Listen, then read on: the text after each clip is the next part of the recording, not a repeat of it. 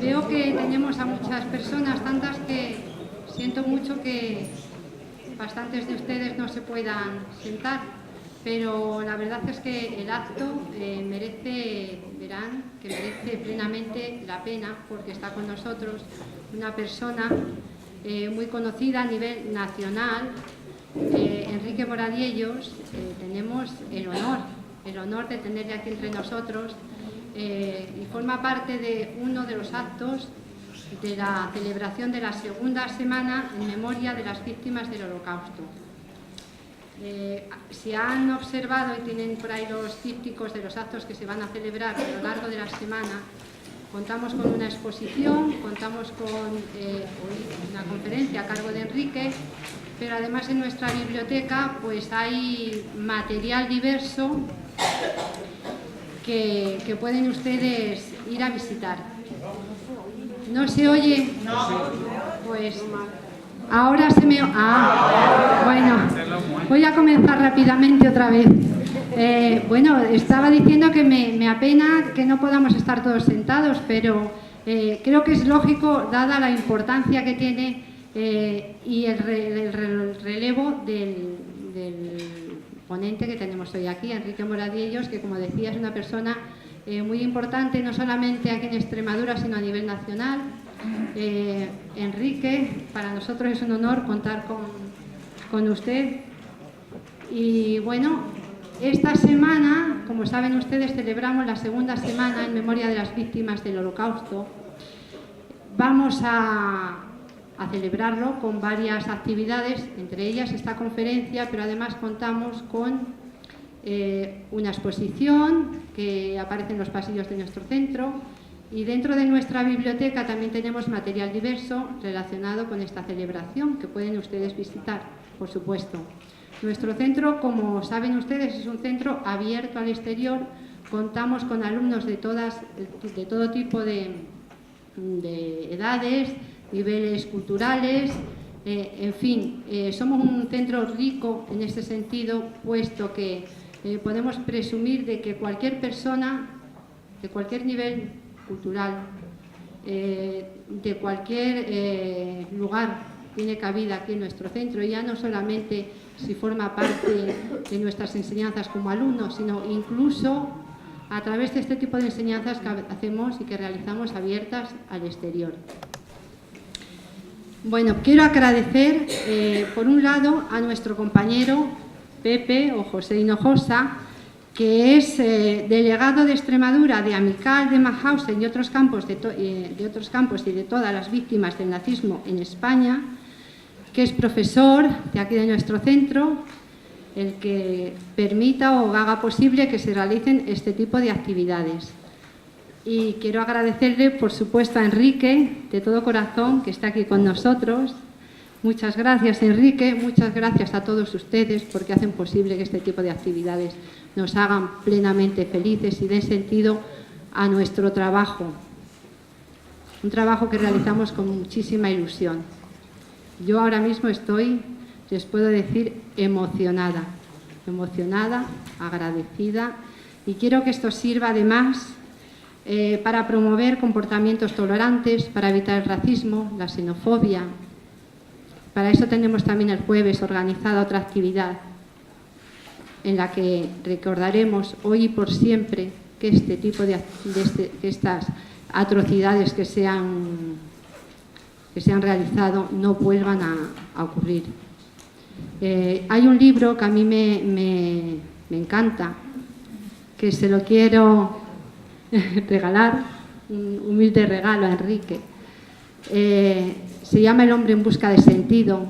Es de un hombre que era psiquiatra, filósofo, que estuvo 3 años en varios campos de concentración, Viktor Frankl, y que cuenta una experiencia no solamente desde el punto de vista de los acontecimientos que vivió, sino de cómo las personas que allí estuvieron afrontaron esa situación psicológicamente. Este es uno de los libros que forma parte de una colección de libros que aparecen en nuestra biblioteca y que allí tenemos, y que yo también les recomiendo, pues por experiencia propia. Muchas gracias a todos, insisto, y bienvenidos, y estoy segura de que disfrutarán de esta charla que nos va a ofrecer Enrique. Gracias, Enrique, y doy la palabra ahora mismo a mi compañero José Hinojosa.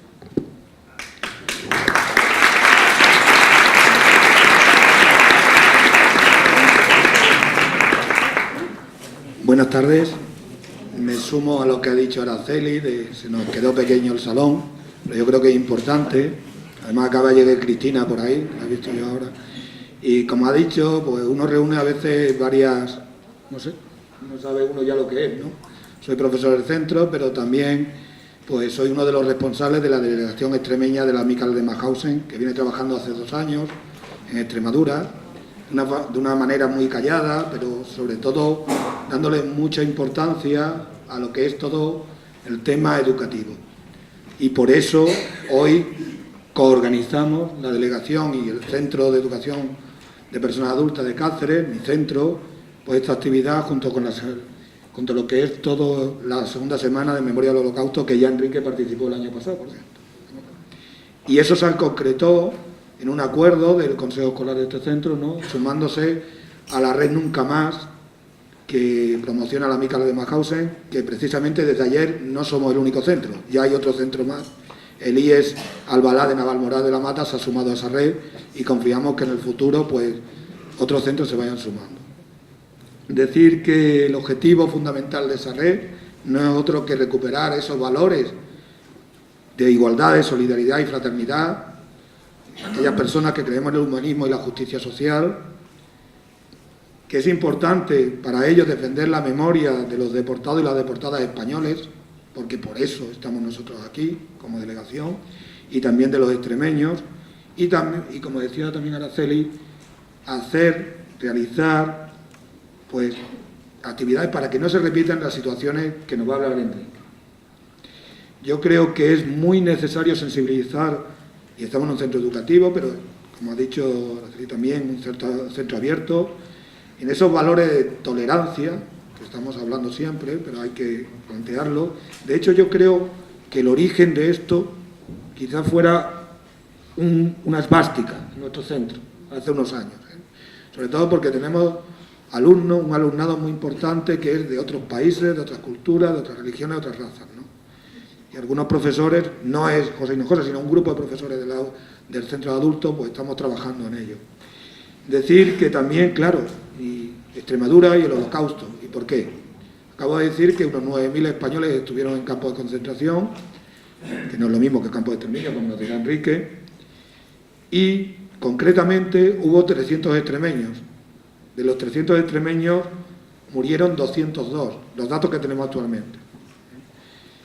Y hay un campo que es fundamental, el campo que se dice de los españoles, pero muy poquito en este mare magnum de cifras, ¿no? Un campo que es el de Mahausen en Austria, que pasaron unas 200.000 personas, en un campo bastante importante, pero también tenemos españoles y extremeños en Dachau. Lo digo porque hay un señor de mi pueblo que estuvo en Dachau y además con una responsabilidad dentro de la organización clandestina, ¿no? Es decir, que vamos encontrando datos extremeños que seguramente este año podamos plantear en una jornada para que lo conozca la sociedad extremeña. Y para eso tenemos esta conferencia, el Holocausto judío y sus orígenes históricos, que la imparte Enrique Moradiello. A ver, yo Enrique ya no sé, no sé, vamos a tener que hacer un dúo. Yo tengo un alumno que le he planteado hacer un dúo de trap, pero es que el grupo se va a llamar Will Pep, pero yo creo que Enrique algo tendremos que hacer, ¿no? Enrique, como saben, es asturiano, pero yo creo que ya es extremeño de adopción, es catedrático de Historia Contemporánea de la Universidad de Extremadura y director de su departamento. Como historiador se ha especializado en el estudio del siglo XX, español, pero también de las relaciones hispano-británicas, sobre todo la Guerra Civil. Y bueno, tiene 20 y tantos libros, no sé cuántos artículos, dirige tesis doctorales, un profesor que dirige tesis doctorales, lo digo porque una tarde dirigiendo a mí también. Y bueno, yo voy a decir solo 3 títulos. La España de Franco, 1939-1975, Política y Sociedad, Don Juan Negrín, Historia mínima de la Guerra Civil. ¿Y por qué estos 3 títulos? Porque te los he presentado yo en Cáceres. Entonces, por eso. Digo, pero tienen más y muy interesante. De hecho, con esta última obra, Historia mínima de la Guerra Civil, pues Enrique ha recibido el año pasado el Premio Nacional de Historia de España Contemporánea, un premio que reconoce y estimula la importante labor que ha realizado y que, por lo menos a algunos nos llena de orgullo que un extremeño de adopción lo haya ganado. También es asturiano de no sé del año, y por ahí por la prensa, ¿no? Y no solo ello. ¿Por qué está hoy Enrique aquí? Porque también, y en nuestra biblioteca, pues está su libro, La semilla de la barbarie, antisemitismo y holocausto, ¿no? Que lo que hablamos el año pasado, que incluso se publicó de una manera, primero tapadura, pero después más para que llegara. Y yo creo que es fundamental que hoy estuviera aquí Enrique. Seguramente vamos a intentar que el año que viene no esté, pero que esté un alumno, un antiguo alumno de práctica aquí que estuvo haciendo el máster, que está por ahí Rosa, que lo conoce, se llama Santiago, que también está trabajando el tema. Y bueno, pues desde la delegación de Extremadura y desde el centro de adultos, las gracias a Enrique, y espero que hoy Enrique va a hacer una intervención de 45 minutos, yo sí paro, es decir, yo le avisaré para qué, para que ustedes puedan intervenir y tengamos pues un pequeño debate. No obstante, si ven ahora mismo las televisiones están apareciendo constantemente, las dos proyectan un documento sobre supervivientes del Holocausto, creo, no estoy haciendo publicidad, pero Canal Historia, creo que todas las semanas se está proyectando documentales, y bueno, y si ven, y esto le iba a hacer una sugerencia, no tengo que ver nada, no tengo acciones, pero quien tenga Netflix, les recomiendo un documental, porque es muy poco conocido, como es Los campos de concentración nazis. Es un documental americano de John Stevens, pero seguramente que conocen más a John Ford, que no solo hizo películas del oeste, es del oeste, ¿no? Pues es un documental muy interesante porque tiene dos fotogramas donde se ve una pancarta atrás que dice los antifascistas españoles saludan a los libertadores, ¿no?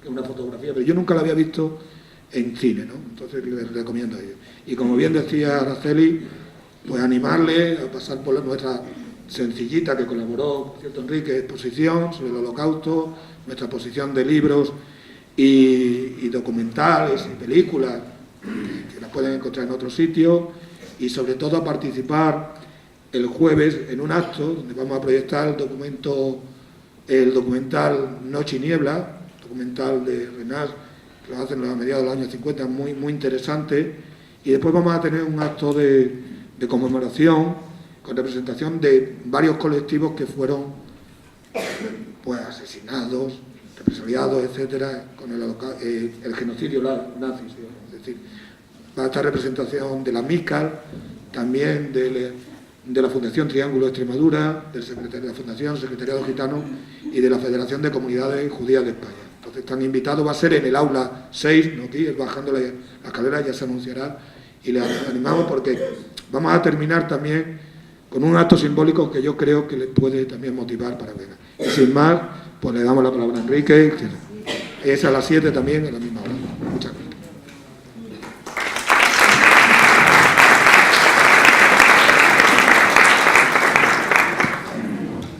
Muchísimas gracias, profesor Hinojosa, Araceli, por estas palabras de presentación que son cariñosas, afectuosas y desde luego muy agradecidas y muy sentidas por mi parte. Y quiero daros las gracias a vosotros personalmente y a las instituciones a las que representáis, el Centro para la Educación de Personas Adultas y la Mical de Mauthausen, por haber tenido la valentía y el ingenio de haber preparado esta segunda semana de memoria de las víctimas del Holocausto, que es una conmemoración que se inserta en algo que aprobó hace ya 17 años, me parece, en el 2000, la Asamblea General de Naciones Unidas para celebrar en el mes de enero, hacia el 27, si es posible, el recuerdo de las víctimas del Holocausto, porque fue ese día, el día en que se liberó el campo occidental más grande de los 6 que componía el sistema concentracionario de exterminio nacionalsocialista, Auschwitz. Es decir, esto es una celebración que se está llevando a cabo en casi todo el mundo. Yo acabo de venir de la de Madrid y continuarán esta semana por toda España. Os agradezco la invitación por estar aquí, pero sobre todo felicito la iniciativa que habéis tomado. Muy buenas tardes a todos ustedes, señoras y señores. El propósito que me haría ahora... No se oye bien. A ver ahora si grito un poco más. Decía que el propósito que me guía hoy, invitado por los organizadores, es tratar de ofrecerles unas consideraciones sumarias, espero sujetarme a los 45 minutos que me ha dado el profesor Hinojosa, sobre la temática que da título a esta exposición, el Holocausto judío y sus orígenes históricos. Y voy a empezar esta exposición siguiendo una convención que está muy extendida entre los autores que se ocupan de estos asuntos y que, sin embargo, a primera vista, al menos para un historiador, podría parecer algo incongruente. Porque voy a comenzar a hablar del tema no por el principio cronológico y respetando la línea diacrónica, como sería de esperar, sino por el dramático resultado final de este proceso histórico. ¿Cuál? Pues a saber, el llamado Holocausto, una cosecha humana de casi 6 millones de judíos muertos, asesinados, en la Europa que dominaba entonces el Tercer Reich alemán, la dictadura nacionalsocialista, a lo largo de los casi 6 años de duración de la Segunda Guerra Mundial, entre el año 39 y el año 1945. Y hay que empezar por aclarar algo que enseguida aparece al hablar del Holocausto y conviene dejar muy claro. Una tesis de partida. Esta enorme cifra de personas, de seres humanos asesinados, no fue el resultado de un arrebato pasional colectivo, incontrolado, que es el fruto natural, lógico, de la brutalidad inherente a todo conflicto bélico, a toda guerra, que por definición excita los peores instintos humanos y anula cualquier escrúpulo moral, porque hay que matar, a pesar de que el no matarás está inscrito casi en nuestro código genético. Es decir, el Holocausto no fue un caso de megamasacre, de matanza colectiva, de atrocidad general con mucha gente. No fue eso. Aunque esto es lo que suelen generar y acompañar los procesos bélicos, los conflictos bélicos, tanto los que hubo anteriores al año 39-45, desde que tenemos noticia en la prehistoria, hasta la reciente actualidad. Todo lo contrario. El Holocausto no es una matanza en caliente, no es el fruto de una pasión, de la cólera, de algo parecido a la violencia paroxística que generan las guerras. El fenómeno que llamamos Holocausto, también la Shoah en hebreo, la devastación quiere decir, fue un programa de genocidio. Un programa de genocidio que es un programa de exterminio biológico de una población definida singularmente desde el que lleva a cabo el genocidio, el perpetrador, con una intención totalizadora de esa población definida que estuvo, y estas son 3 tesis, ideológicamente motivado, que además fue deliberadamente planificado, no fue una matanza en caliente, y finalmente que fue muy eficazmente ejecutado con los recursos de un Estado que era de los más modernos y avanzados que había en Europa. Bien, este inmenso genocidio de la población judía europea, no fueron los judíos alemanes, fue prácticamente toda la judería que había en Europa, fue en la historia un fenómeno inédito, no habíamos visto nada parecido, porque no fue una mega masacre, insisto, fue otra cosa. Por tanto, fue un fenómeno bastante singular, sin precedentes, y al menos esto por 3 razones que enuncio brevemente, pero que cada una de ellas exigiría meditar y mucho, que es lo que hace la humanidad desde entonces. En primer lugar, por la definición de judío. Judío para los nacionalsocialistas y los antisemitas no era el fiel de una religión peculiar que exige unas prácticas culturales o unos ritos. No. Era el miembro de una raza inferior, no humana, no eran humanos, Untermenschen, subhumanos, infrahumanos, que debía ser exterminada. Hay que eliminarlos rápidamente, si era posible, incluyendo a todos, los hombres y las mujeres, los ancianos y los niños, porque no eran hombres, eran cucarachas, literalmente, eran parásitos, eran vampiros, y esto había que eliminarlo para evitar la supuesta contaminación y degeneración del resto de la humanidad, sobre todo de la raza blanca superior, el ario-germánico. Esta definición racial de la condición, hasta entonces, de un fiel de una religión, que podía serlo o dejar de serlo, es lo que diferencia la acusación de judío de lo que, por ejemplo, en España conocemos. En segundo lugar, por la planificación y ejecución de este genocidio en el seno de Alemania. Alemania era entonces, y cabe recordarlo, uno de los países, si no el país más avanzado tecnológicamente, industrialmente, el que tenía más licenciados universitarios y doctores universitarios por densidad en todos los países y todos los países europeos. Era una de las patrias científicas y culturales de la Europa contemporánea. El Holocausto, y esto es lo que hace muy difícil de concebir, surgió en la patria de Immanuel Kant y de Goethe y de Lessing y la patria de Beethoven, no en una sociedad primitiva, inculta, rota por ejemplo, la descomposición del Imperio Otomano, como tuvo lugar el protogenocidio de los armenios en el año 1915. Esto es una faceta que nos introduce en algo tremendo. El progreso tecnológico a veces es inverso al progreso moral. Y en tercer lugar, la tercera característica que llama la atención del Holocausto es esa organización burocrática muy moderna, eficaz, técnica, eficiente, es enormemente eficiente.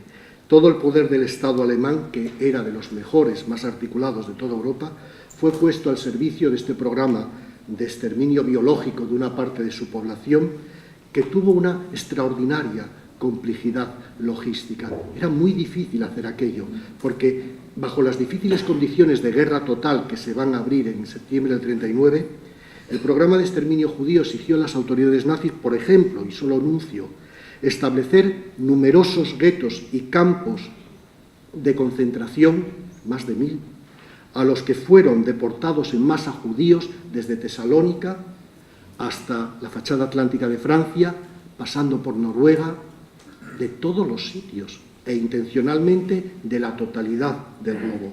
Significó también construir y poner en funcionamiento un evento absolutamente inédito también en la historia, el funcionamiento no de 6 campos de concentración, que esos los conocemos de toda la vida, 6 campos de exterminio, con sus correspondientes cámaras de gas y hornos crematorios, cuya única función era matar a la gente y quemar sus cuerpos, fábricas de incineración y muerte del ser humano.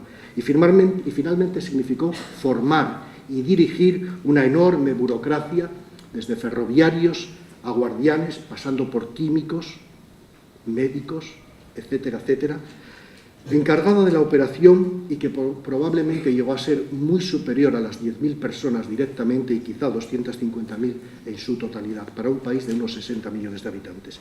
En definitiva, y no me extiendo más, el Holocausto es singular porque es el resultado de esta gigantesca operación consciente de creación de una industria de la muerte humana.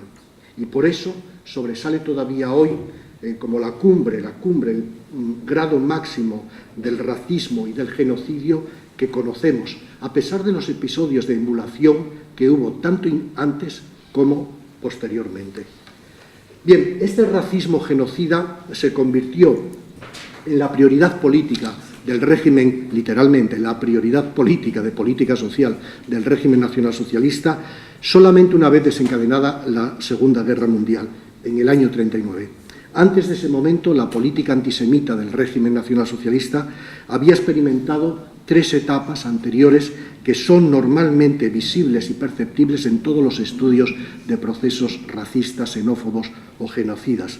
En primer lugar, la expansión y fomento del prejuicio popular, el prejuicio amorfo, extendido, contra lo que era esa raza inferior y de repente no considerada humana, sino contraria a los hombres, algo muy parecido a un vampiro, con forma humana, para ocultarse mejor. Segundo, y esto empieza cuando Hitler toma el poder en enero del 33 y se convierte ya en canciller, luego en Führer, la discriminación, y esto es política oficial, prejuicio popular hay en España contra todo lo que ustedes quieran. Unos de arriba contra de abajo, asturianos contra estos, estos contra aquellos, gitanos y payos, lo que quieran, pero cuando empieza a ser política oficial pasamos a otra etapa. Es la etapa de discriminación en el seno de la sociedad alemana. Y tercero, la exclusión física. No solo ya prejuiciados y discriminados, no pueden ir en el autobús, no pueden entrar en las clases con nuestros hijos, sino que no los queremos ver, que se los lleven fuera, segregados físicamente. Y cuando ya esa sociedad ese grupo está prejuiciado, discriminado y segregado, es posible, y normalmente siempre se hace, llegar a la etapa del exterminio de ese grupo. La historia del proceso acumulativo comenzó, digo, en enero del 33, cuando Adolf Hitler, en la última crisis de la República Democrática de Weimar, toma el poder. Habían votado ya al Partido Nacional Socialista en aquella Alemania 12 millones de electores mayores de 21 años. Ya era evidente que no había población para sostener la democracia. En gran medida, la explotación del intenso prejuicio antijudío fue uno de los factores que llevaron adelante el triunfo popular del nazismo, porque era una religión salvífica, una religión política salvífica que señalaba claramente: la causa de nuestros males son estos, es el judío, el mal absoluto, el parásito que nos arranca la sangre, que está envenenando nuestro suelo, el que se lleva en un caso la riqueza y en otro caso a nuestras mujeres. Bien, esa explotación del intenso prejuicio abrió paso a la segunda etapa inmediatamente, cuando Hitler, apenas 3 meses después de tomar el poder, emprende una radical discriminación por múltiples leyes normativas, ordenanzas, decretos ministeriales que significan la separación de los judíos del resto de la sociedad alemana. Se les expulsa inmediatamente de la administración civil y militar, de la enseñanza, de la abogacía, del periodismo, de todas las funciones profesionales. Se les retira la nacionalidad y se convierten en apátridas que viven en Alemania del siglo XIV, pero de repente ya no lo son. Se proscribe su libre circulación por las calles, los teatros, los parques, los tranvías. Se anula retrospectivamente todo matrimonio mixto entre aquel que sea judío o haya sido judío sus padres o abuelos y los alemanes. Y cuando esto ya, a lo largo del 33-38, tiene recorrido, llega noviembre del año 38, donde Europa asistió alucinada al primer pogromo desde la Edad Media que se da en este país tan culto. El 10 de noviembre de 1938 tuvo lugar la noche de los cuchillos, de los cristales rojos. La milicia nacionalsocialista, con la complicidad y la ayuda de la policía, asalta todos los barrios, todos los locales, todas las casas judías y emprende la exclusión de esa población, deportándola progresivamente a guetos cerrados donde van a quedar concentrados como una reserva subhumana, o a campos de concentración, estos todavía de concentración, fuera de las ciudades pero bien comunicados. El estallido de la Segunda Guerra Mundial, en septiembre del año 39, intensificó estas medidas de exclusión física y material. Dense cuenta que cuando uno está en un campo o está en un gueto, come y bebe lo que le dejan, tiene las medicinas que le dan, etcétera, etcétera. Pues bien, en estos campos ya tenemos condiciones casi pregenocidas, porque se alimentó institucionalmente, tenemos los documentos, condiciones de desnutrición, malos tratos, falta de higiene, trabajos forzados, carencia de medicinas, que originaron una altísima tasa de mortalidad, insisto, conscientemente cultivada. Finalmente, en el verano del año 41, al compás del inicio de la ofensiva nacionalsocialista contra la Unión Soviética, la Operación Barbarroja, Hitler ordenó de manera verbal, secreta, no queda orden ministerial, eso no se hacía así en Alemania, era un deseo del Führer, una expresión, bien, ordenó el comienzo de la cuarta y última etapa de esta política antisemita. En algún momento que no sabemos, de junio, julio, quizá agosto, muy probablemente, del 41, ordenó, digo, el exterminio, inicial el exterminio total de la población judía, y encargó a las llamadas SS, que ahora era el Servicio de Seguridad del Reich, no una escuadra de protección, sino la policía del Reich, la llevada a cabo, la ejecución de lo que eufemísticamente se denominó la solución final del problema judío.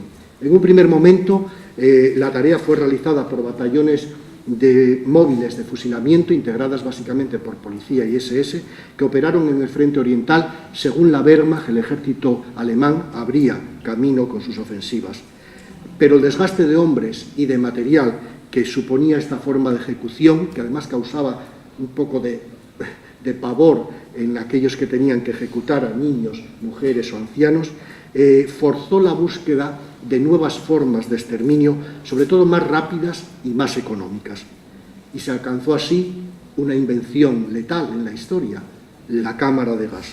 A principios del año 42 comenzó la utilización de 6 campos de exterminio, ya no de concentración, con sus correspondientes cámaras de gas ocultas como salas de ducha y con hornos crematorios para disponer de la cantidad de gente que esos campos, a 200 por día, podían deshacerse. Los nombres de estos campos yo creo que están todos instalados en lo que actualmente es el territorio polaco, pero entonces era parte de la Alemania que había ocupado Polonia. Bien, esos campos nazis en Polonia, pero no polacos, son parte de la historia de la infamia humana. Auschwitz, Chelmo, Treblinka, Sobibor, Majdanek y Belzec.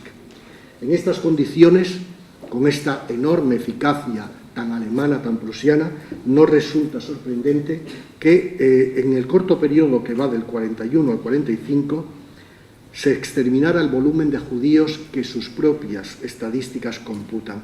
Es imposible establecer la cifra definitiva sobre las pérdidas humanas del Holocausto, porque incluso a los alemanes se les escapaba a los que murieron antes o en paralelo.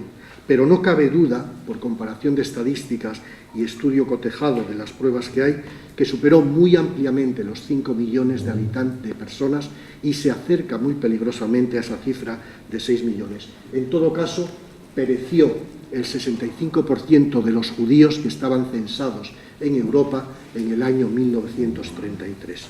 Bien, estos son los datos, digamos, fríos, brutos, esos que son imposibles de negar, aunque hay operación política negacionista muy interesada en ocultar los crímenes del nacionalsocialismo. Y ahora lo que procede, y es lo que voy a intentar, es pasar a explicar esta inmensa barbarie, tan inédita que hizo necesario, cuando se empezó a conocer la magnitud del programa, darle un nuevo nombre. Y a lo largo del año 43-44, un jurista norteamericano de origen judío lo designó genocidio. Esto ya no es un homicidio en masa, es un genos, grupo humano, biológico, quiros matar, ¿no? La matanza en masa de un grupo definido biológicamente. Empiezo por una premisa que me parece esencial. La ejecución de esta barbarie estuvo condicionada ideológicamente. No fue el resultado de operaciones militares. Esto no es la matanza de Badajoz ni la matanza de Paracuellos, eso es otra cosa. Tampoco la de Oradour o las Ardenas en Roma, eso son otra cosa. Esto fue, insisto, un crimen que respondía a una mentalidad intencional que, aunque a ustedes les pueda sorprender, exigía y demandaba moralmente, al menos ante la conciencia germánica, este asesinato.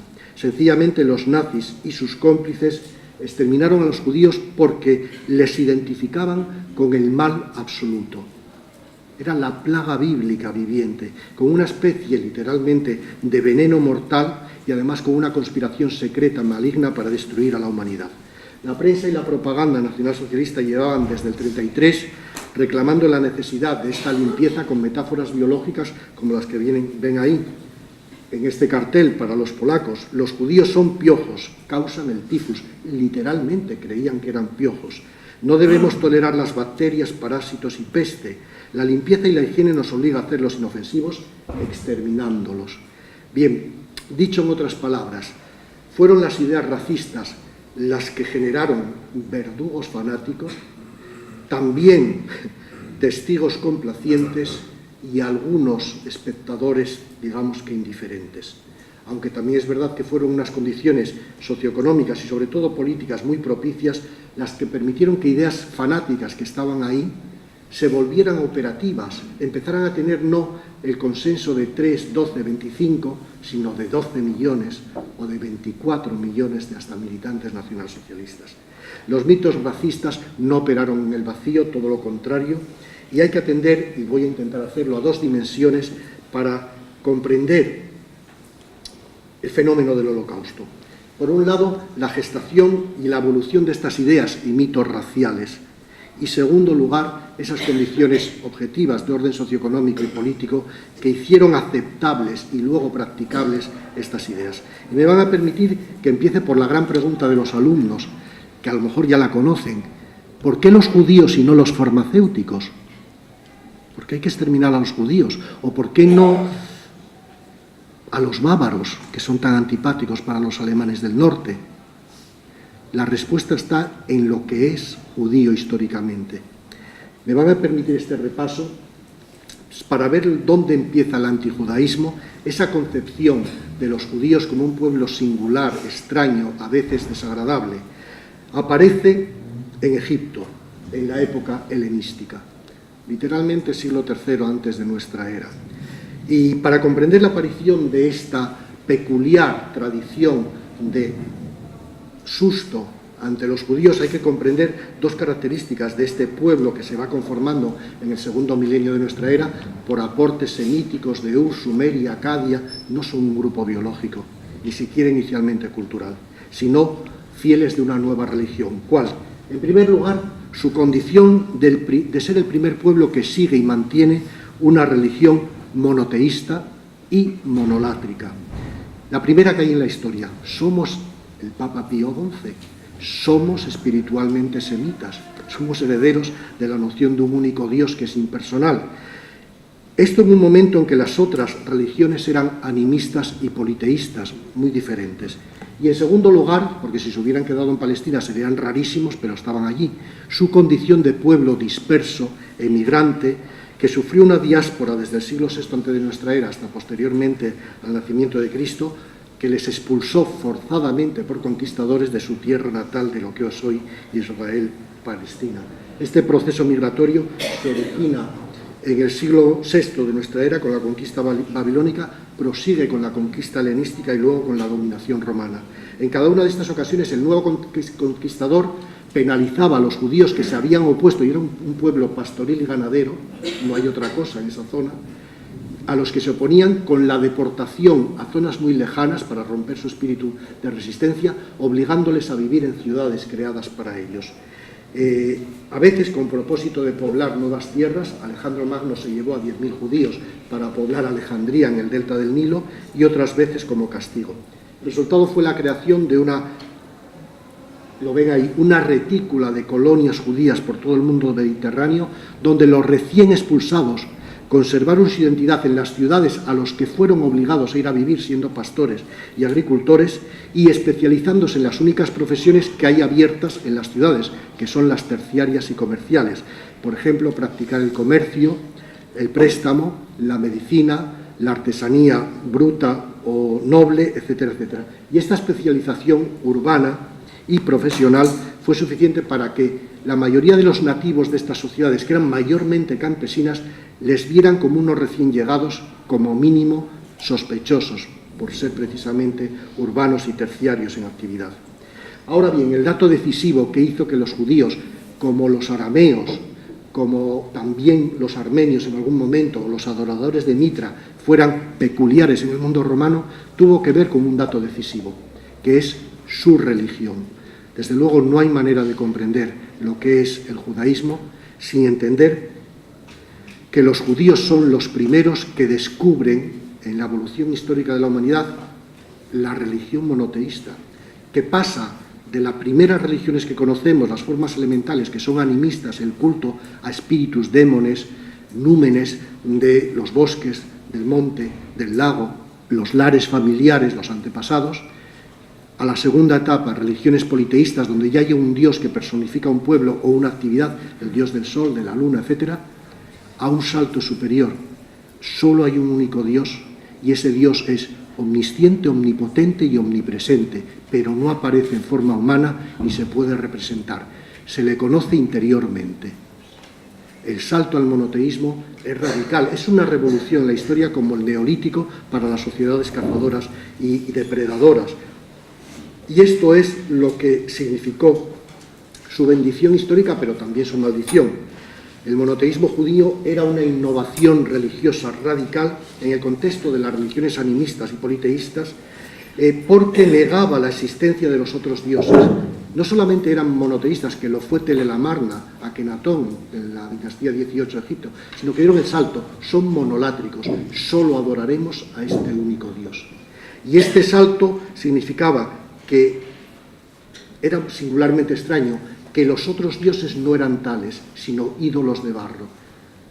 Por lo tanto, que no podía haber el sincretismo de Amón, es lo mismo que Júpiter, el cual es lo mismo que Zeus, y así seguimos todos tan tranquilamente.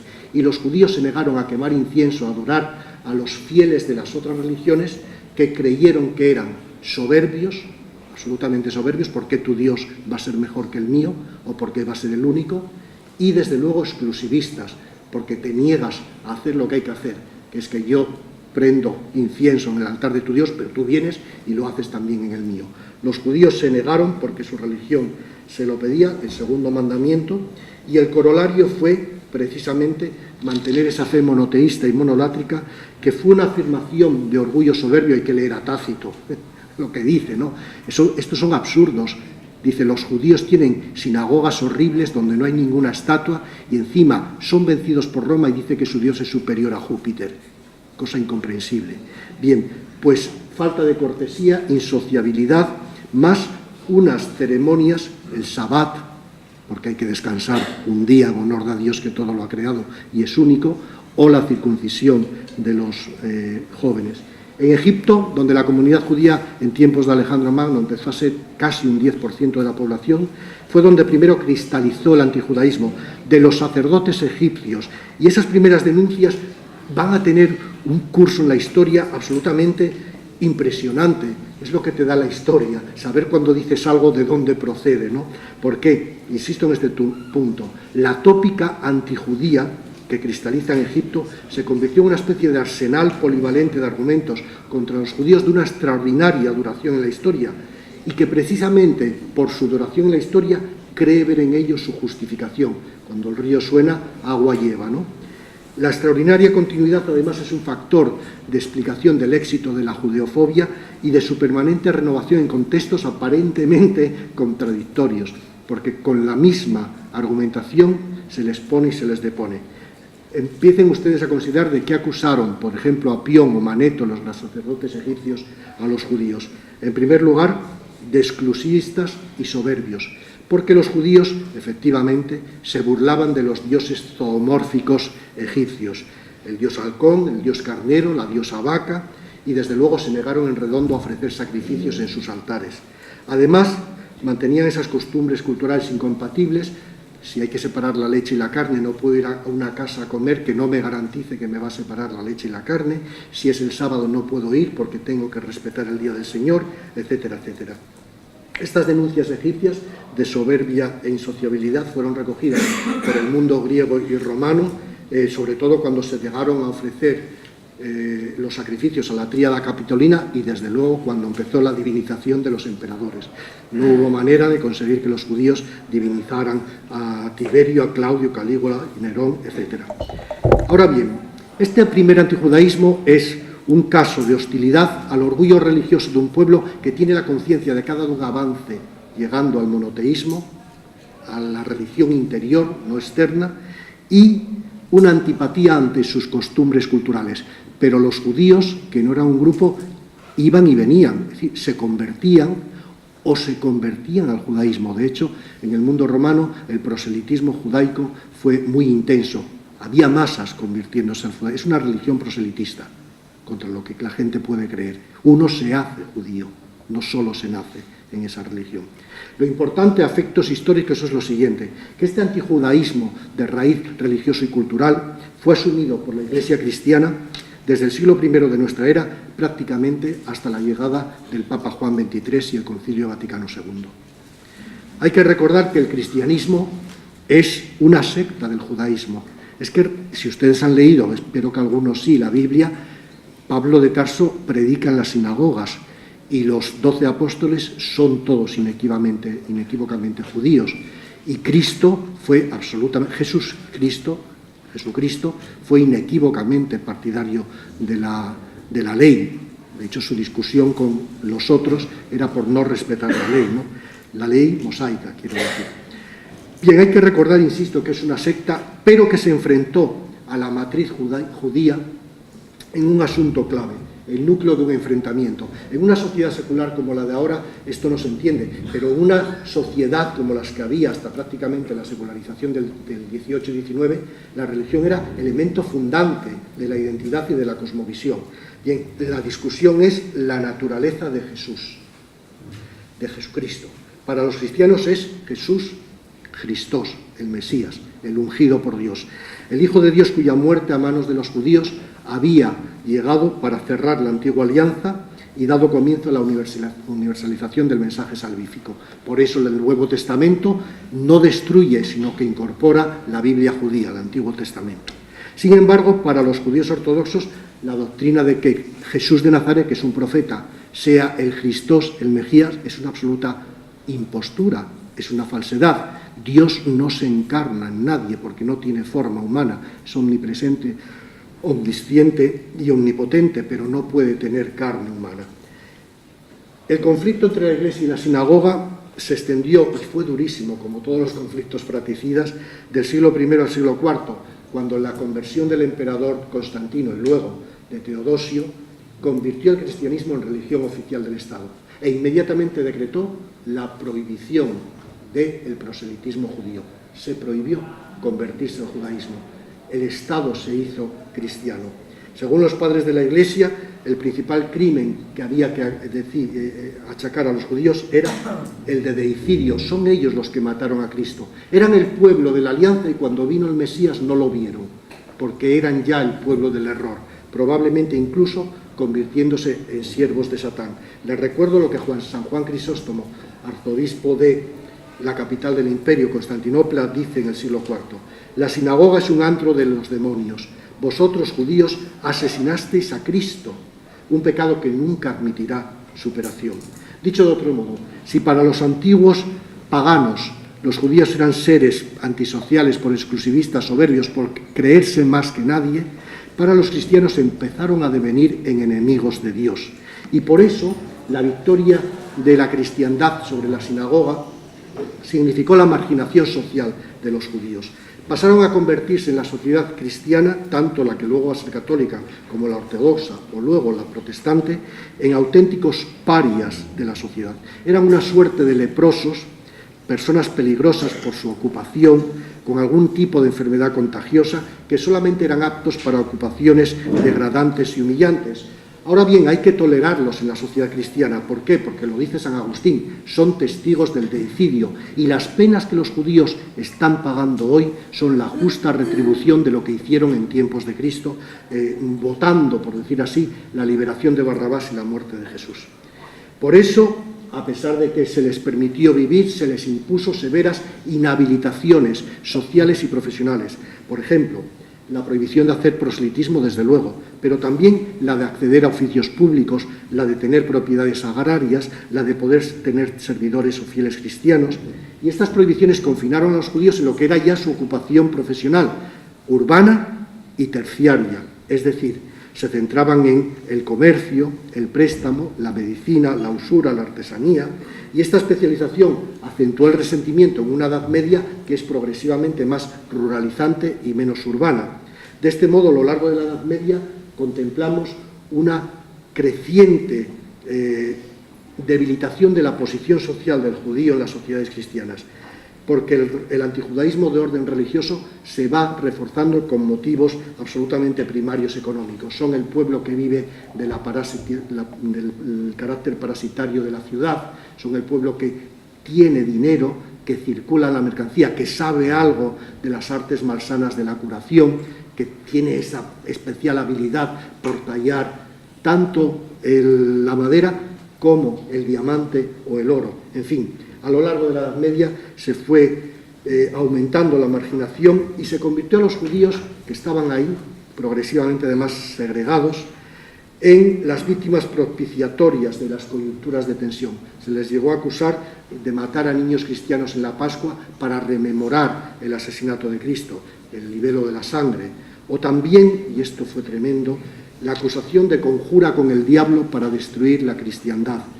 La famosa acusación de contubernio, el contubernio judío con el macho cabrío, símbolo de Satán, para envenenar fuentes, matar niños, seducir cristianas, etc.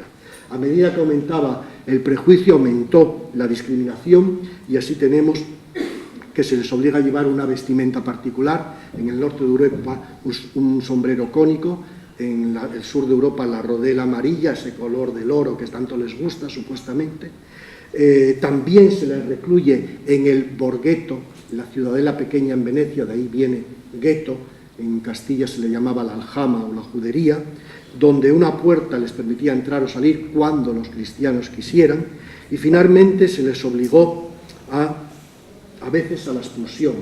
La expulsión de Inglaterra fue la primera, y de las últimas las de España y la de Portugal. Pero, ojo, estamos ante un antijudaísmo todavía religioso-cultural que deja abierta la puerta a escapar del oprobio y la persecución. ¿Cuál? El bautismo. El bautismo borra el pecado. De hecho, como dice el Apocalipsis, el fin de los tiempos llegará cuando los judíos reconozcan a Cristo y éste vuelva por segunda vez para reinar definitivamente. Bien, esta conversión al cristianismo, el bautismo, permitía, por tanto, escapar del oprobio. No era racial, el judío podía dejar de serlo, y así lo hicieron centenares de miles a lo largo de la historia. Ahora bien, este antijudaísmo, digamos, religioso y cultural, se empieza a descomponer a medida que con la Ilustración y el siglo XVIII y luego en el siglo XIX la Revolución Liberal, los procesos de secularización y laicización van debilitando el carácter fundante de la identidad social o colectiva de las religiones. Lo que hoy vivimos, ¿no? La religión es un asunto de cada uno, y cada uno puede ser ciudadano aunque sea judío, protestante, quizá ateo o hasta musulmán. El liberalismo propone una solución, la solución de la emancipación política, la eliminación de las prohibiciones que hacían de los judíos los parias. Napoleón rompe el gueto en París, que salgan donde quieran, como cualquiera, y la asimilación cultural, la esperanza de que la integración en el seno de la sociedad civil ya secularizada difumine su condición de minoría religiosa tan definida. Y tengan en cuenta que las revoluciones liberales efectivamente llevaron adelante desde finales del XVIII y a lo largo de todo el XIX y hasta principios del XX procesos de emancipación judía al compás de la expansión de la revolución liberal. El vínculo entre liberalismo y emancipación se ve geográfica y cronológicamente. La primera de las leyes de emancipación fue la Revolución Francesa, que hace del súbdito ciudadano y no hace de la religión fundante de ninguna particular condición civil. Y sin embargo, a medida que vamos al este, la emancipación se retrasa, justo a medida que triunfa o no la Revolución Liberal. En el Imperio Austríaco y la Confederación Germánica, hasta la Revolución Liberal de 1848, no se decreta la emancipación de los judíos. Se abre el gueto para que vaya cada uno donde quiera y trabajen en lo que quieran. Y en el Imperio Ruso hay que esperar a la Revolución de 1917 para que se decrete la emancipación.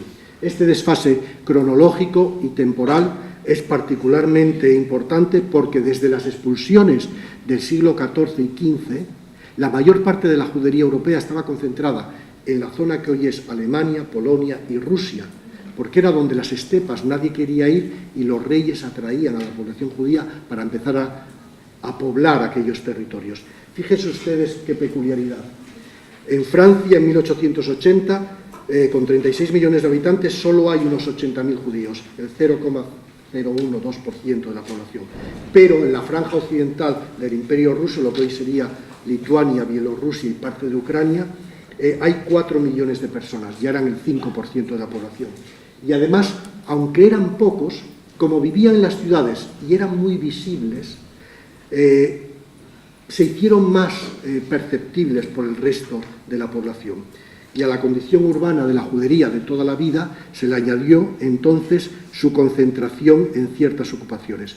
Porque el siglo XIX es un siglo de enorme éxito profesional y académico de los judíos. Siguieron practicando las funciones comerciales que llevaban siglos, y quien practica el comercio sabe contabilidad, y quien sabe contabilidad puede llegar a dominar hasta X tiende al infinito, que es algo muy difícil de entender en matemáticas, ¿no?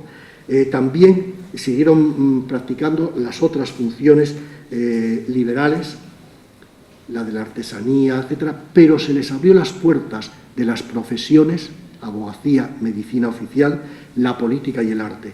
y el afán por aprovechar las oportunidades que se abren con el tesón propio de una antigua minoría marginada, y eso lo ven ustedes hoy. Hay poblaciones recién inmigrantes que no trabajan 8 horas, sino 12 horas y más, y su semana laboral tiene 7 días. Esto, que era característico de los judíos, trabajar más que nadie, les deparó grandes éxitos. Pongo 2 ejemplos para que se den cuenta.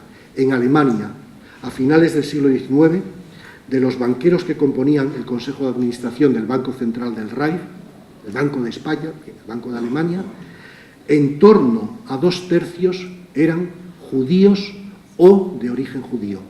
¿Por qué saben tanto de finanzas? Porque llevan 23 siglos dedicándose solo a ello, una parte de ellos. Pero más interesante, en la Viena de 1880, nada más y nada menos que un 61% de los médicos en ejercicio, en la capital del imperio, eran de origen, cuando digo de origen judío, no quiero decir que sean judíos ortodoxos con tirabuzones, digo que era Sigmund Freud, el creador del psicoanálisis, por ejemplo. En definitiva, los judíos se habían convertido en competidores, en ocupaciones que están asociadas a los procesos de modernización socioprofesional y económica que tienen lugar en toda Europa en los siglos XIX. Y esta asociación, este éxito, fue también la cara más amarga de su triunfo, porque les hizo vulnerables al prejuicio y a la denuncia. ¿De quién? De aquellos que veían en esta minoría recién emancipada un competidor muy peligroso y cosecharon el odio de los que perdían la batalla de la modernidad. Por ejemplo, las clases terratenientes desplazadas del poder político por el liberalismo odiaron desde el principio a los judíos. De hecho, la acusación de la aristocracia francesa es que la revolución de 1789, contra toda evidencia, era obra judaica, ¿no? Los pequeños campesinos, amenazados por la dinámica del mercado capitalista, enseguida vieron: ¿quién me quita la tierra? El judío, que solo quiere el orio, no sus propios congéneres que compraban y engrandecían sus propiedades. Las pequeñas burguesías comerciales y profesionales que de repente tuvieron que competir con este recién llegado tan voluntarioso. Para todos ellos el judío se convirtió en el símbolo de la modernidad y de un capitalismo. Los agentes que se beneficiaban de una transformación que a ellos les hacía sufrir y creaba angustia, y de sus filas salió la base interesada y latente del antisemitismo. Y puesto que en Europa centrooriental la asociación de judío y modernización y liberalismo fue mayor, el resentimiento fue infinitamente mayor. Así cristalizó, y voy terminando, tranquilo, la llegada de este antisemitismo, que ya no es judeofobia de origen racial. Ahí cristalizó el racismo a mediados del siglo XIX. Lo hizo en calidad de sistema doctrinal. Es una verdadera cosmovisión. El racismo y el antisemitismo es una de las especies del racismo decimonónico.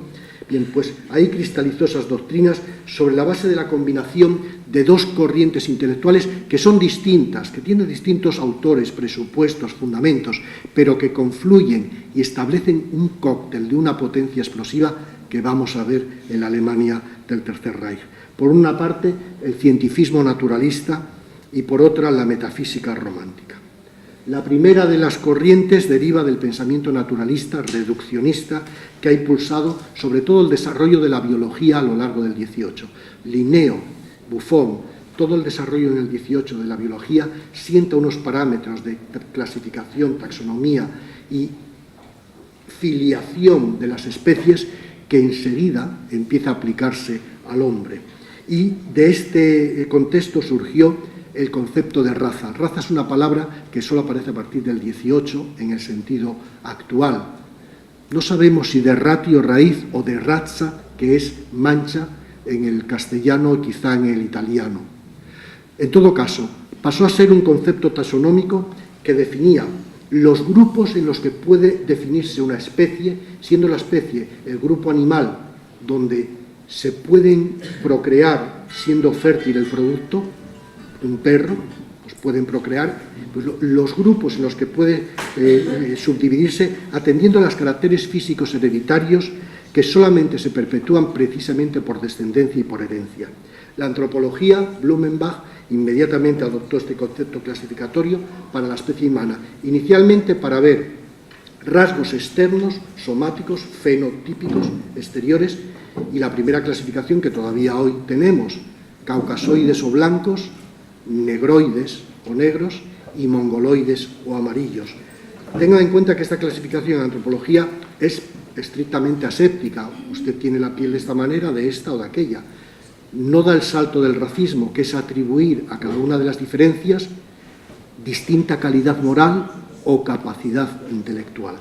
Los caracteres que se utilizaron como criterios de raciación fueron inicialmente la piel, pero luego empezó la craneología, si el cráneo es dolicocéfalo, mesocéfalo o braquicéfalo, el prognatismo, un índice mayor, y a medida que es mayor estamos más cerca del mono, a medida que la tenemos la nariz griega, más ario y más separado, ¿no?, del mono. El prognatismo, el grupo sanguíneo, el descubrimiento de que la sangre humana no es idéntica y que unos matan a otros si hay transfusión, pero el triunfo llegó desde luego con la doctrina de Charles Darwin, El origen de las especies, el gran libro publicado en 1859. No porque el principio de selección natural sea racista, sino por su aplicación a la humanidad.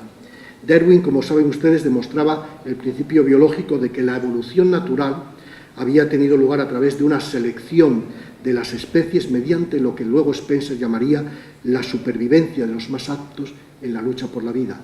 Pero el más apto podría ser el álamo que se inclina al viento y no el roble que se enfrenta a él. Ahora, pasaron a ser otras cosas, la supervivencia del más fuerte, que tiene que someter al débil o incluso acabar con el nocivo. Estas tesis se adaptaron inmediatamente a la evolución de la humanidad, entendiendo lo que es una rama más, como la de los perritos, y por tanto creó el darwinismo social. Institutos de darwinismo los hay por toda Europa y también de higiene racial. Y el sujeto de selección ya no era el individuo, sino la especie. Las especies, las razas humanas, viven en un combate por la supervivencia de las más aptas, la supremacía mortal de las fuertes y el dominio o eliminación de las débiles. El pecado de la sangre, sencillamente. Ahora, esta doctrina cientifista y el propio sobrino de Darwin, algunos de sus parientes, Galton, la eugenesia, la fisionómica, todas esas pseudodisciplinas que son aparentemente científicas, se usan un lenguaje científico, dan validez intelectual a este racismo tan primario. Pero hay otra corriente, y esa es la metafísica romántica. Para estos orilla completamente las razones científicas y lo que sostenía son doctrinas esencialistas, literalmente espiritualistas, sobre un misterio irracional y telúrico de la raza. En el caso alemán, y esto es lo importante, desde 1879 en adelante se arraiga, se nutre de lo que se llama la ideología Völkisch, literalmente nacional populista, racial populista, que es origen de una inmensa publicística, algunas de las cuales yo les he ido mostrando aquí, que genera algo muy importante en una etapa en la cual los medios de comunicación de masas van a ser masivos, el estereotipo visual del judío. Precisamente el que he desplegado en estos miles de folletos, carteles y películas, se dice que el judío es, bien, el judío siempre errante, eternamente extranjero, aunque llegue milenios en el mismo sitio, de nariz ganchuda, de mirada furtiva, ojos prominentes, orejas alargadas, manos húmedas si le tocas y un olor siempre desagradable, que algunos dicen incluso que tiene que ver con el azufre, que en la Edad Media era el olor del diablo. Bien, de estos círculos surgió también la reactualización. Por cierto, estos son los estereotipos de l'uomo criminale, el libro de Cesare Lombroso que da origen a la criminología, el hombre criminal que lleva el mal en sus rasgos, porque el alma aparece en la fealdad humana. Como se hacen miles de fotografías de personas verdaderamente feas, el mal está ahí. Hay una concepción naturalista de que el criminal atávico es por naturaleza y por lo tanto se le puede destruir o recluir, pero nunca reformar ni reintegrar. Bien, esto se aplica inmediatamente al judío, criminalizándolo. Y también surgió aquí el mito del contubernio con Satán. En una sociedad ya secular no puede ser con Satán y lo que aparece es el mito laico de la conspiración judía universal. Los judíos quieren, como no son humanos, acabar con los humanos, que son los que han dominado la tierra. Este mito alcanzó una enorme popularidad con la aparición en 1903-1905 de los llamados, en Rusia, los protocolos de los sabios de Sion. Eran supuestamente las actas de una reunión secreta en el cementerio de Praga, una noche oscura y tenebrosa, no sabemos cuándo, de los 7 sabios de Sion, que supuestamente eran los que mandan en la judería de todo el mundo. Y ahí aprueban un malévolo plan, que es literalmente la traducción de un libro sobre textos de Maquiavelo para la conquista del mundo. Era un documento fraudulento. Inmediatamente el zar, poco después, supo que era así, lo confeccionó la policía zarista en su política para forzar la emigración, pero acabó siendo creído como una verdadera Biblia. Es uno de los libros más publicados en finales del XIX, principios del XX sobre todo, y ahí creó ya la idea del judío, con mayúscula, no ese judío que es ese señor que está a su lado, sino el judío metafísico, el culpable potencial de todos los males sobrevenidos a la sociedad, la víctima propiciatoria para el castigo en condiciones de coyuntura de tensión, un chivo expiatorio, literalmente una cabeza de turco convenientemente disponible y maleable según las conveniencias. Lo apreció perplejo un médico en Odessa cuando tuvo lugar uno de los primeros pogromos, precisamente en Crimea. El doctor Leopinsker escribió, les cito: para los vivos el judío es un hombre muerto, para los nativos un extranjero errante, para los propietarios un mendigo, para los pobres y explotados un millonario, para los patriotas el apátrida y para todas las clases sociales un rival. El judío pudo ser lo mismo la banca Rothschild que esos miserables depauperados que van pidiendo por las calles, el asesino en masa, pero también el sacerdote que dice que la humanidad es buena por naturaleza.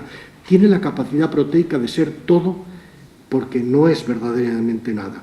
En todo caso, ya para terminar, esta ya demasiado larga presentación, hay que decir que estas corrientes ideológicas, con la transformación brutal de la Primera Guerra Mundial como guerra total, sirvieron de contexto fecundo, de fértil caldo de cultivo para el surgimiento de un potente movimiento antisemita en ese último cuarto del siglo XIX y primeras décadas del siglo XX, que iba a tener su floración máxima con el triunfo del racismo antisemita nacionalsocialista a partir de 1933. Y dirán ustedes, ¿y por qué la ONU cree que es tan importante recordar que en Auschwitz hubo el caso más conocido y extremo de genocidio, que no ha habido todavía, no sabemos si va a haber otro, pero algo parecido, por razones que Primo Levi, un escritor italiano que muchos conocerán, superviviente él mismo del Holocausto, escribió: si el mundo llegara a convencerse de que Auschwitz nunca ha existido, sería mucho más fácil edificar un segundo Auschwitz. Y no hay garantías, ninguna, de que esta vez solo vaya a devorar judíos. Precisamente por eso, la enseñanza del Holocausto se ha convertido por la Asamblea General de Naciones Unidas en un mandato para todos los Estados miembros a fin de prevenir que pueda volver a suceder, porque lo que ha sucedido puede volver a suceder y hay que estar atento. Muchas gracias por su atención.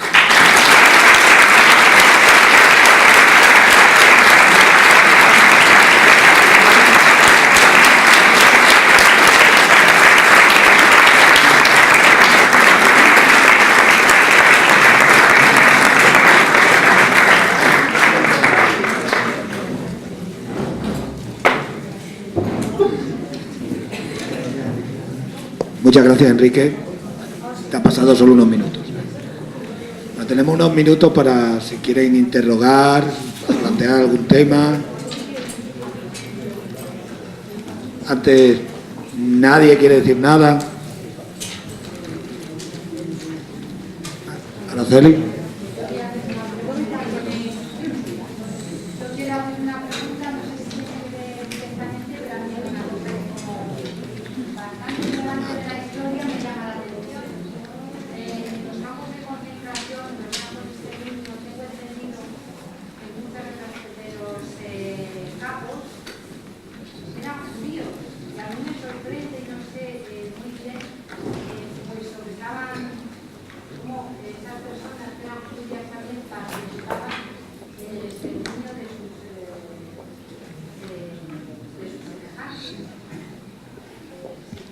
Bueno, perfectamente.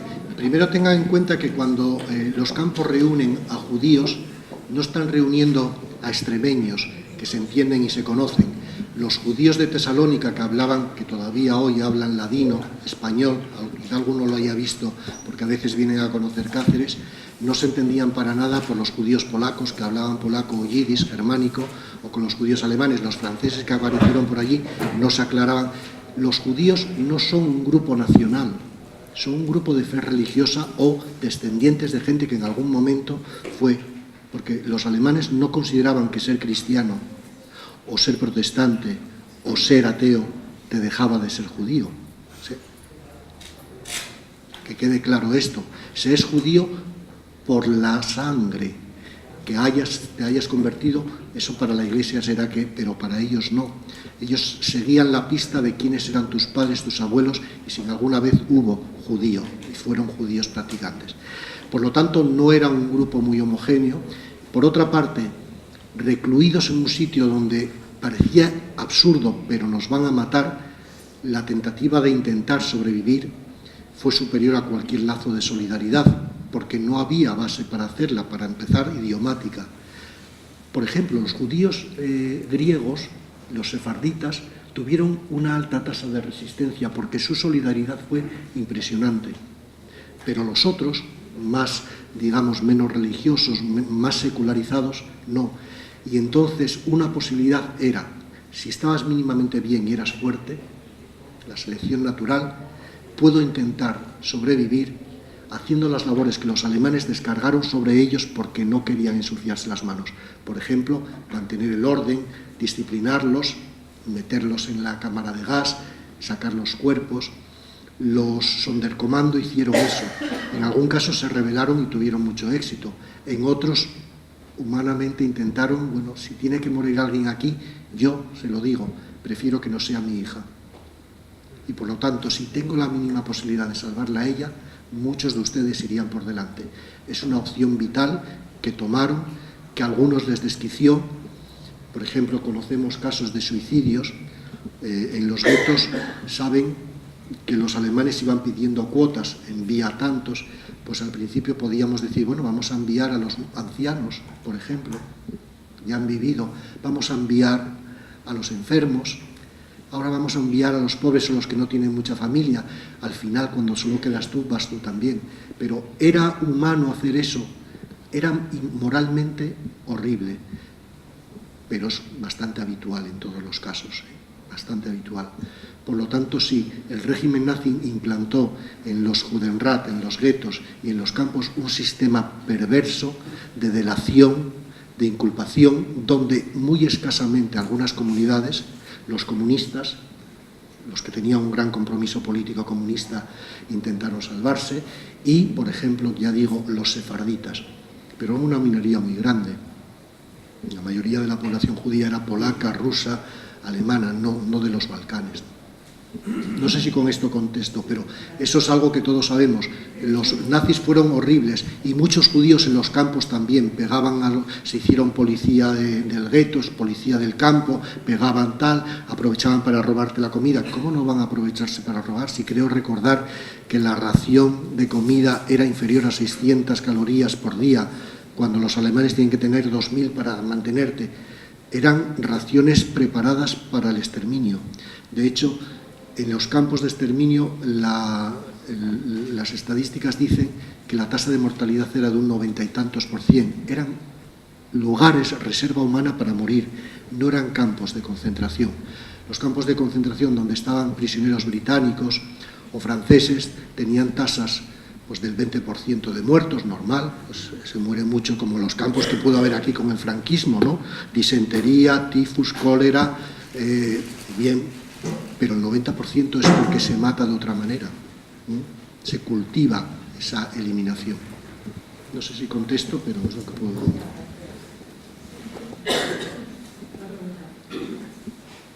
Esta última parte en la que hablabas de la necesidad de visibilizar lo que ocurrió en el Holocausto para prevenir que nunca pueda volver a repetirse, sobre todo de esas dimensiones.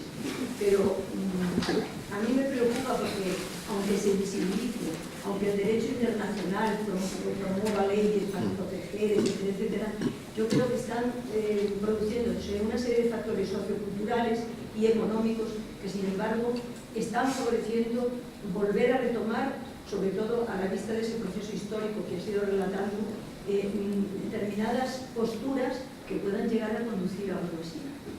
Bueno, precisamente por eso sí, diferente, pero... Porque se han visto, bueno, el caso más claro que lo ha vivido ya mi generación, en el año 91-92, en Ruanda y Burundi, tuvo lugar un caso de genocidio. No es lo mismo lo que pasó en Srebrenica y en las guerras de Yugoslavia, pero las hemos tenido también aquí al lado. Eso fue otra cosa, pero en Srebrenica quizá incluso pudo haber sido protogenocida. Precisamente porque ha vuelto el proceso xenófobo completo, o sea, ya no solo el prejuicio, la discriminación, el apartheid, la segregación, enviarlos a un gueto, a donde sea, sino que empieza a haber episodios de exterminio. Precisamente por eso la Asamblea General en el 2000 decretó que había que recordar que lo que sucedió puede volver a suceder y que, como puede volver a suceder, hay que estar atento para detectar la escalada progresiva y la radicalización acumulativa. Contextos en los cuales esto puede pasar, pues fíjate, Ruanda y Burundi.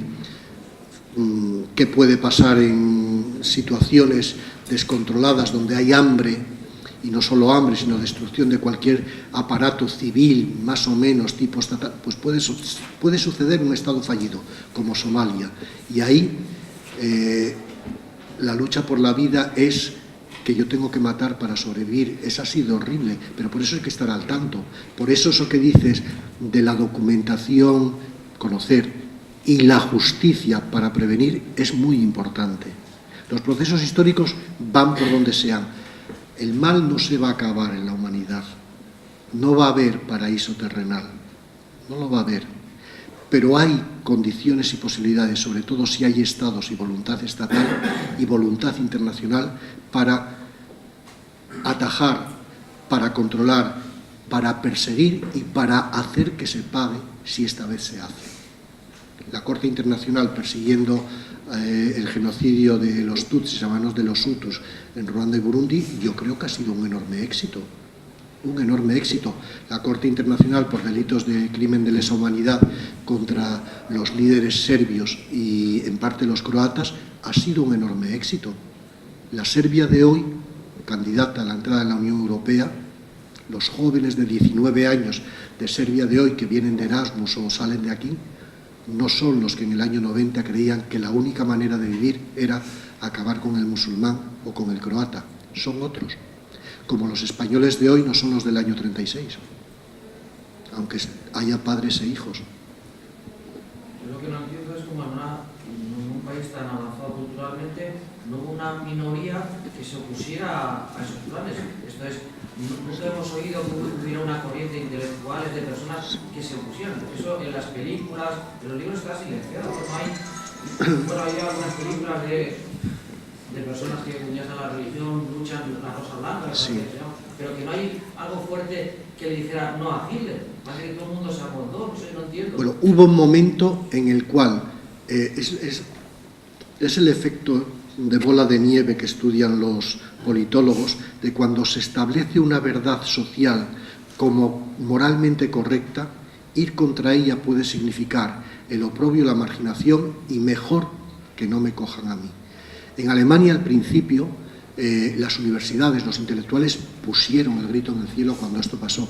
Yo recuerdo ahora mismo el manifiesto de los notables, lo firmaba un gran historiador, Mommsen, por ejemplo, un gran antropólogo, Virchow, el analista del supuesto carácter griego, nariz clásica, 8 veces la cabeza, de Lario, él mismo firmó el manifiesto contra ello. Miller, el descubridor de la gramática indoeuropea, decía que hablar de un ario le parecía tan absurdo como hablar de una gramática judía. La gramática es de una lengua, no es que ella sea racial, pero este mensaje salvífico acabó siendo operativo, funcional, y con con éxito y provecho. Hitler se encontró con una Alemania de 6 millones de parados y llevando a cabo la expropiación económica de la población judía y la expulsión de unos no menos de 250.000, luego el encadenamiento de otros 250.000, solo había medio millón de judíos para 60 millones de alemanes, consiguió un reparto de la renta y de la riqueza espectacular. O sea, era provechoso acabar con las comunidades judías. Cuando se marchan de este apartamento te lo quedas tú. Cuando hay poco para repartir y desaparece toda esta población, la lucha por los recursos es uno de los factores esenciales para el racismo. Sucede en España. Brotes de gitanofobia o antimigrante son mayores en aquellos lugares donde hay contacto con ellos, sobre todo en la lucha por los recursos públicos. Ir al centro sanitario o pedir becas por renta. Precisamente por eso. En el barrio de Salamanca no se nota nada, porque no hay nada, pero en los barrios que eran los barrios rojos de Madrid, donde la gran población vino y empezó a ir en masa a los consultorios y a hacerme esperar, y ahí empezó la cosa, ¿no? Pues en Alemania sucedió algo parecido. Una vez estigmatizado el judío y había una base religiosa muy potente, aunque ahora secularizada, señalar un partido político que señala al enemigo. Recuerdo un discurso de Goebbels. Es tremendo, efectista. He aquí el judío, el enemigo, el que corrompe nuestras costumbres, el que nos roba nuestro trabajo, el que nos quita nuestro puesto en la escuela. Hay que acabar con él o Alemania no levantará cabeza. Es verdad, ya tengo la causa de las causas de por qué Alemania va tan mal, desde que pierde la guerra en el 14-18 hasta que viene la inflación desbocada de los años 29 a 32. Ustedes recuerdan ahora que Alemania siempre exige que se controle el déficit y la inflación. Es una lección histórica. Ellos saben que en el 29 Hitler no tenía ni 28 diputados de 500, pero que 2 años después, y en el medio está la crisis del 29 y la inflación galopante del 120.000 por tantos, Hitler empezó a ser el primer partido con más de probablemente el 40% de los votos. Donde hay inflación y yo me quedo en paro y no hay futuro, el que venga y me diga quién es el enemigo y si acabamos con él, cómo restaurar, regenerar el país, puede que tenga mi apoyo. Son contextos muy maniqueos, que incluso gente muy formada, bueno, el caso más claro es Heidegger, ¿no? El rector de universidad. ¿Cómo puede Heidegger? Pues, ¿cómo puede Carl Schmitt ser un jurista de su talla? Muchos historiadores, muchísimos historiadores, para horror de algunos que tuvieron que marcharse o callar. Carl Jung decía que una vez que Hitler tuvo el poder y implantó la dictadura, Alemania era una prisión y era preferible para sobrevivir no hablar. Hablaron algunos y lo pagaron muy caro, ¿eh? Ayudar a un judío en la Alemania nacionalsocialista era un crimen de lesa majestad. O sea, se podía ir uno a la cárcel y morir. Algo así hubo quien lo hizo. Las iglesias tardaron mucho en hablar. Hablaron en el 39-40, cuando estaban matando a los débiles mentales y a los minusválidos. Duró poco, pero estaban ya muy nazificados. Eso es algo que se echa en cara a las iglesias protestantes y a la católica. No se echa en cara a los testigos de Jehová, que se mantuvieron ahí y sufrieron muertos por negarse a convertirse o dejar sus creencias. Hay una casuística muy general. La socialdemocracia convertida en clandestina hizo lo que pudo. Política es alemán, también Hitler, se puede ser alemán de un tipo u otro, ¿no? Pero, no sé, yo no creo tampoco que tuviera muchas posibilidades, porque cuando un sistema de esa fuerza y naturaleza se implanta, o es derrotado militarmente o implosiona por su propia incapacidad económicamente, la Unión Soviética, la Alemania nazi, o quién lo derriba internamente.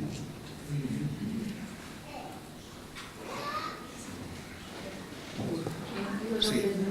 Un momentito, porque es que han levantado y vamos a intervenir rápidamente porque ya a las 8:30 nos cierran. Bueno, en primer lugar, felicitar al profesor Moradiellos por esta excelente conferencia y por la visión histórica que ha hecho sobre el holocausto judío. Solamente quería matizar un aspecto y que someto a su consideración. la conversión al catolicismo, el abandono de la religión por parte de los judíos, tampoco les libró de la persecución. Pongo dos casos muy próximos a la historia de España.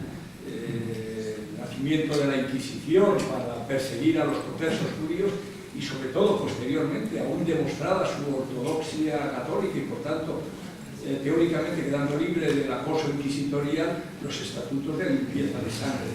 Sí, ciertamente. Cuando los reyes católicos decretan la expulsión por conformidad religiosa del reino, esperaban, eso es lo que pensamos, que la mayoría de la población se convirtiera. No fue así.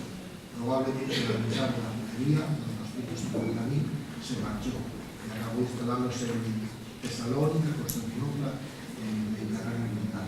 Y aquellos que se quedaron y se convirtieron generaron la sospecha de conversión interesada y por tanto fraudulenta, y no ser sinceros.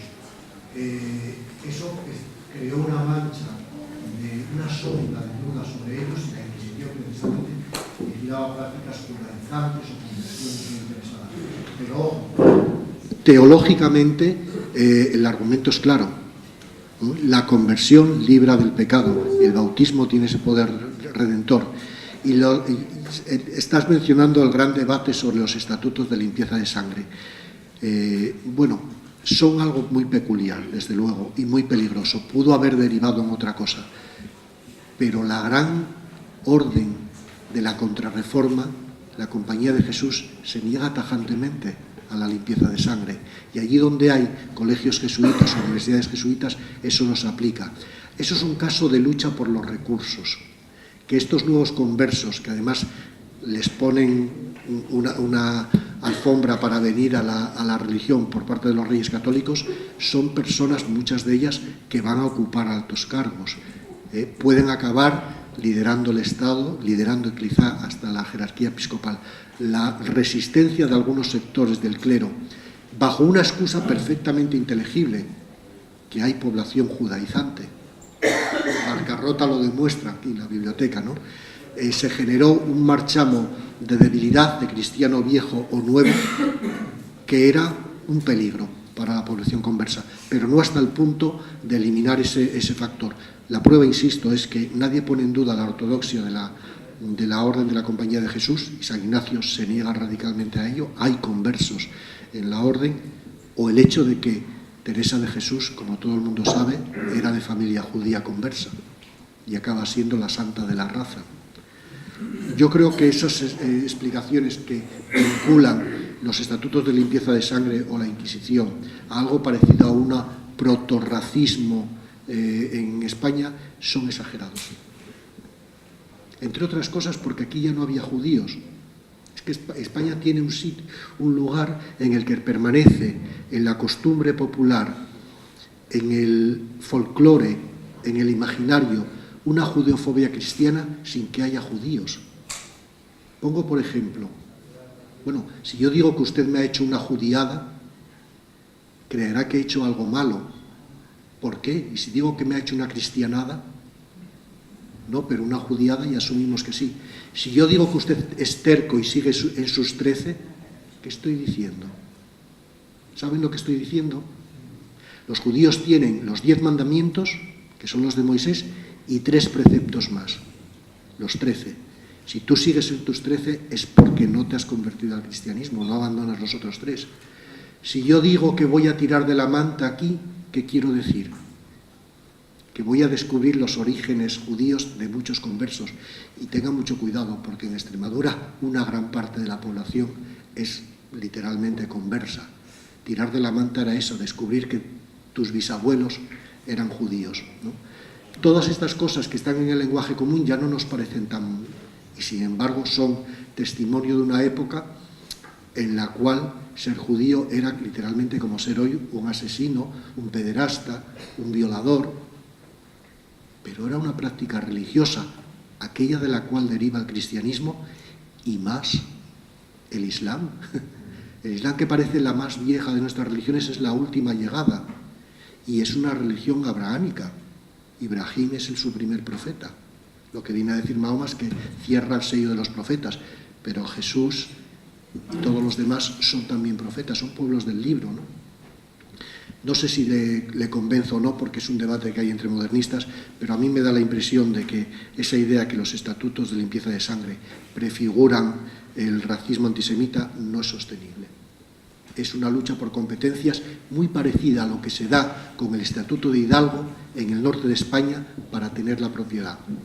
La hidalguía universal en Asturias o en Guipúzcoa, en el fondo es un intento de que no venga este señor que va a comprar tierras, hay que ser hidalgo de aquí, y eso es un cierre de protección que todo el mundo compraba luego, cartas de limpieza o cartas de hidalguía en cuanto podía, ¿no? Que exista esa posibilidad es porque teológicamente, y la Iglesia nunca lo sancionó, vamos, solo faltaría eso, que el bautismo no eliminara el pecado original cuando está en la Biblia. Yo creo que ahí esa encíclica no publicada de Pío XI, en 1938, hubiera sido tremendo sobre la unidad del género humano. Es que los judíos son hijos de Adán y Eva también. Es que Cristo y su madre y su padre, Miriam y José, es que son judíos. Un cristiano es difícil que pueda ser racista antisemita, puede ser judiófobo, y al menos hasta Juan 23 la Iglesia cristiana lo era, y mucho, y tuvo una enorme responsabilidad en ese caldo de predisposición antijudía que luego permitió verlos como bacilos y como parásitos, pero bueno, yo creo que desde hace tiempo afortunadamente no es así. Pues ya sí se nos acabó el tiempo, porque nos están diciendo muchas gracias.